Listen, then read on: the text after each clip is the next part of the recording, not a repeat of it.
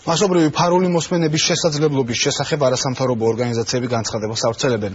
მათი თქმით, სამართალდამცველ უწყებას შესაძლებლობა აქვს ერთდროულად რამდენიმე 1000 ადამიანს მოусმინოს, დაადგინოს მათი ადგილსამყოფელი და მათი ტექსტური შეტყობინებები წაიკითხოს.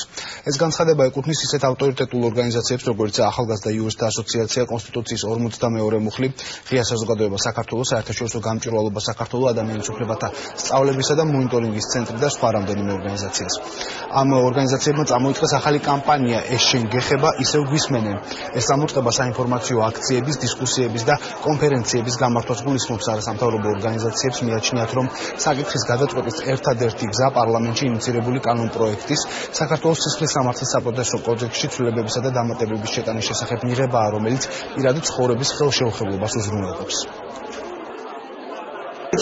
კამპანიას უპირველეს ყოვლისა კანონმდებლობის გასაუმჯობესებლად, რომ გარანტიები ჩვენი პირადი ხელშეუხებლობისა დაცული იყოს და ამავე დროს პრაქტიკის დასახვედრად, რათა ეს ყოველივე მოვიდეს საერთაშორისო სტანდარტებთან შესაბამისობაში. ეს არის გარანტიების შექმნა იმისთვის, რომ მოსმენა განხორციელდეს მხოლოდ კონკრეტულ შემთხვევებში, მხოლოდ კონკრეტული დანაშაულის დროს და არ ქონდეთ უკონტროლო შესაძლებლობა სამართალდამცავ ორგანოებს, რომ ამდაგვარი ჩადაწერები არ განახორციელონ ნებისმიერ მოქალაქეზე ნებისმიერ დროს. კამპანიის მიზანი არის ის, რომ ის კანონპროექტი, რომელიც შეტანილია